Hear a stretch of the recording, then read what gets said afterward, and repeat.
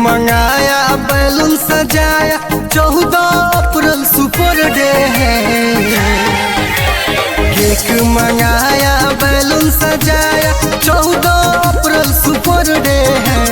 नाचो रे गाओ झूमो रे बहुजन बाबा साहब का बर्थडे है। नाचो रे गाओ झूमो रे बहुजन बाबा साहब का बर्थडे है। बाबा साहब का बर्थडे है। बाबा साहब का बर्थडे है। नाचो रे गाओ झूमो रे बहुजन बाबा साहब का बर्थडे है। नाचो रे गाओ झूमो रे बहुजन बाबा साहब का बर्थडे है। बाबा साहब का बर्थडे है।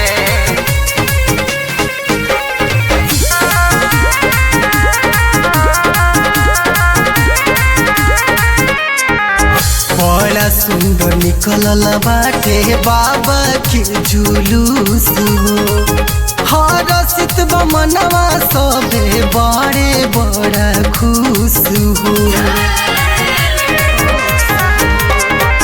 बड़ा सुंदर निकलल बाड़े बाबा के जुलूस हो। हरसित बमनवा देख बाड़े सभी खुश हो। टूटल जुमौरा बहुजन के देखा पैर रखने की न जगह है। नाचो रे गाओ झूमो रे बहुजन बाबा साहब का बर्थडे है। नाचो रे गाओ झूमो रे बहुजन बाबा साहब का बर्थडे है। बर्थडे है।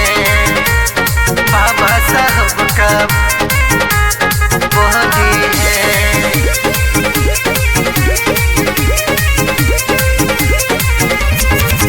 नीला नीला भइल बाटे धरती गगन हो। सोनी गौतम गान बाबा के भजन हो। नीला नीला भइल बाटे धरती गगन हो। सोनी गौतम गावे बाबा के भजन हो। जय जय भीम के गुजेला नारा पार सभी की हो दे हैं। नाचो रे गाओ झूमो रे बहुजन बाबा साहब का बर्थडे है। नाचो रे गाओ झूमो रे बहुजन बाबा साहब का बर्थडे